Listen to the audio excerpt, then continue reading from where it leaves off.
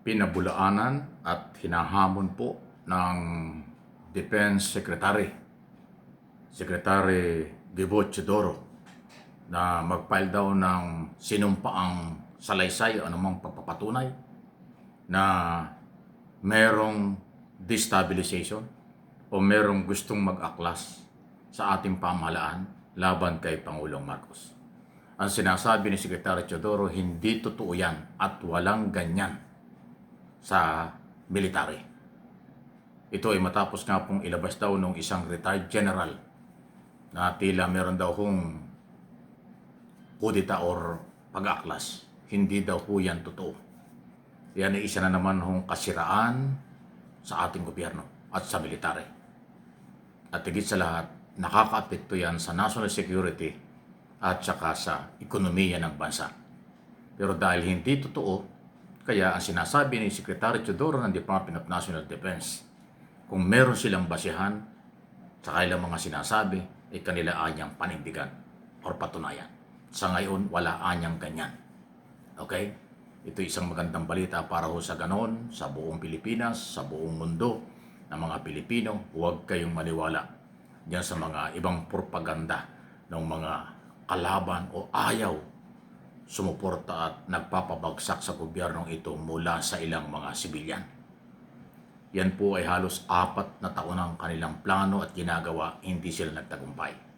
Ngayon na mayroong issue ng impeachment laban kay Sara Duterte at ayaw naman niyang harapin at sa halip kanyang pinadidismiss pa, okay, ay maaaring yan ay bahagi ng kanilang desperadong galaw.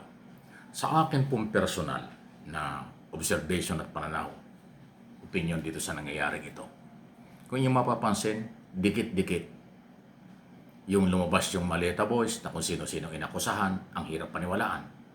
Itong impeachment na sa tamang proseso, ayaw kilalanin. At gusto nga ni Sara Duterte ma-dismiss pa. Tapos ngayon may pinapalabas na meron daw destabilization ng militar o ang gobyerno, laban sa gobyerno. Lahat ay related na paninirayan or ayaw nilang harapin sa tamang proseso. O baka naman, ramdam ng mga Duterte supporters, malakas ang ebidensya laban sa impeachment ni Sara Duterte, Vice President. Alam nilang mahirapan silang harapin ito. Mahirapan silang i-counter ang mga ebidensya at testigo. Kaya dinadaan nila sa technical issue at ngayon ay parang nagmamadali sila. Okay?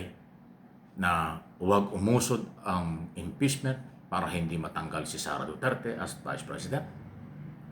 At ang gusto nilang palabasin ay magulo ang gobyerno. Di ba? Hindi po magulo ang gobyerno.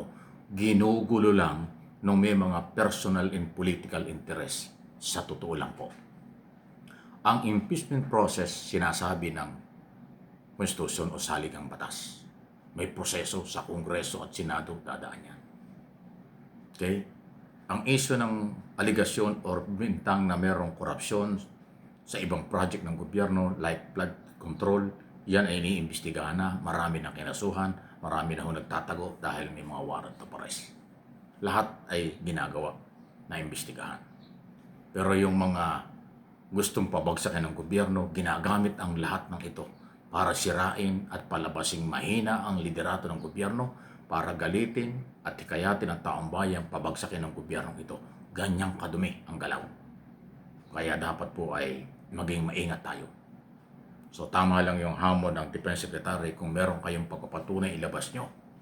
At meron tayong mga korte at mga ahensya ng gobyernong kaya mag-imbestiga sa kung ano ay inyong mga bintang, paratang at merong ebidensya. Kung wala, basura ang lahat ng ito. Tama naman po yung paninindigan yan. Okay? Ano po inyong masasabi yan? Samantala, naging sa Kongreso at Senado ay merong mga nagpapahiwatig na malamya ang dating sa kanila. Meron silang kailangan o hindi sila sumusuporta sa mga legal na pamaraan dahil naaapektuhan ang kanilang kakampi, kapartido at pinagkakautangan ng loob. Napakaduming politika. Pag ang paghahanap ng katarungan at katotohanan hinaluan ng personal na pagkakaibigan, kampihan, utang na loob, walang kakwenta-kwentang prinsipyo. Kawawa ang taong bayan, kawawa ang mamamayan. Dapat kahit sino kung may ebidensya, litisin, dalhin sa korte ang usapin. Kung wala, ibasura ang mga isyu. Katulad ng impeachment laban kay Pangulong Marcos. Sa umpisa pa lang, wala talagang malinaw na pamamaraan, kaya dinismiss. Wala tayong magagawa. Iyon ang karapatan ng Kongreso. Dito naman kay Sara Duterte impeachment, dumaan sa proseso, may nakita, may substance, may nakita ang dahilan para ituloy. Binigyan ng pagkakataon ng pangalawang Pangulo. Ayaw niya sumagot. Sa halip ang gusto niya, dismissal. Hindi naman pwede. Ang dismissal kapag ka merong ebidensya ang hawak-hawak ang complainant at mga testigo. Hindi ba? Yun po yan eh. Kaya masasalimuot po ang nangyayari. Pero siyempre, hindi naman tayo bibigay dito.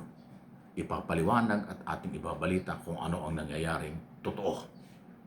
At siyempre, lahat naman tayo ay aware sa mga ganitong bagay.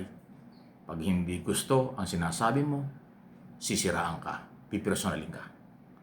Pagka naman po nabanggit natin, natalakay natin ang mga taong kanilang pinagtatanggol at kinakampihan, sasabihin ay nanlilinlang, nililihis at paninira. Hindi po ganon. Pag balita, balita lang yan. Pag opinion, opinion yan. Lahat tayo entitled sa opinion. Ang balita, pag totoo, yan ay hindi paninira. Ang balita, pag totoo, hindi yan panggugulo. Yan ay dapat liwanagin, sagutin sa tamang proseso. Okay? Huwag niyong sabihin na pagka may tinatalakay ang kahit sino sa media at social media, sasabihin nyo, paninira na. Hindi lang yung gusto ang topic, hindi lang nyo gusto at hindi nyo kakampi yung topic, sasabihin nyo fake, sasabihin nyo paninira. Kabubuhan yan. Pasintabi na po. Dapat bukas ang kaisipan, tama ba ito, mali? Karapatan ba niya ito o hindi? Yun dapat. Hindi pwedeng gusto nyo kumampi sa inyo, gusto nyo samahan kayo, kung mali, paano yun? Ang tama, huwag dapat maliin. Ang mali, huwag itama kung talagang mali. Yan po yung prinsipyo sa totoong pagbabalita. Pero siyempre, dahil sa lakas ng social media, mababaw minsan ang kaisipan ng iba at komento ng iba. Pero huwag kayong pahawa sa mga professional, matitino, matatalino at tunay na may malasakit sa pera ng bayan at mamamayang Pilipino. Huwag kayong patalo sa mga makasarili at political interest na galaw. Kung sino yan, alam mo na yan. Please like and share ng ating topic.